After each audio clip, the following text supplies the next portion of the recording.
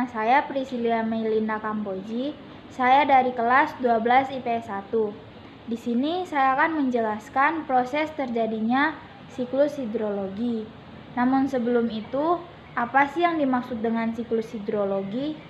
Siklus hidrologi adalah sirkulasi air yang tidak pernah berhenti dari atmosfer ke bumi dan kembali ke atmosfer melalui proses kondensasi, presipitasi, evaporasi, dan transpirasi. Hidrologi merupakan bidang ilmu yang berkaitan dengan siklus air, berkaitan dengan asal, distribusi, dan sifat air. Berikut adalah proses-proses dalam terjadinya siklus hidrologi.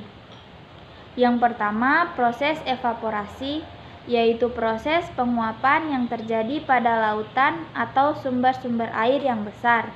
Evaporasi hanya akan menguapkan air ke atmosfer. Yang kedua, transpirasi.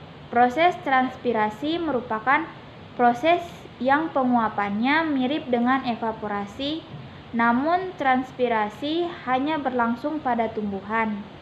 Yang ketiga, evapotranspirasi, yaitu gabungan proses evaporasi dan transpirasi. Yang keempat, kondensasi.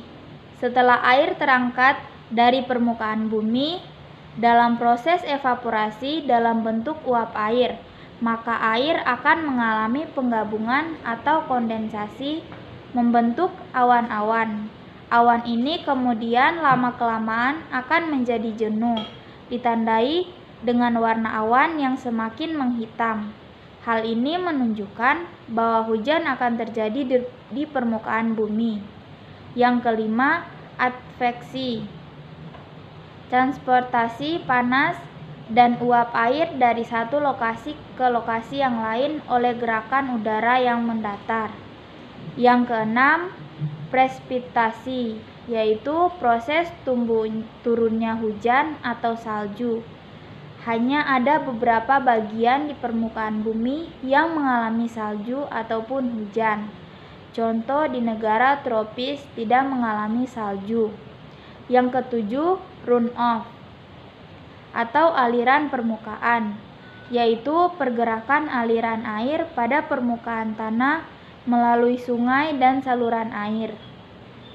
Yang kedelapan, infiltrasi merupakan penyerapan air yang tergenang di permukaan tanah menunjukkan ke dalam tanah, dipengaruhi oleh seberapa besar tekanan air terhadap tanah. Yang terakhir, yang kesembilan, perkolasi merupakan gerakan air menuju tempat yang lebih dalam lagi atau yang jenuh. Proses inilah yang menggenangkan waduk, danau, dan lain-lain. Sedangkan air sungai yang terbentuk dari proses ini menjadi bermuara ke laut. Demikianlah penjelasan dari siklus hidrologi. Sekian dan terima kasih. Ini adalah proses terjadinya siklus hidrologi.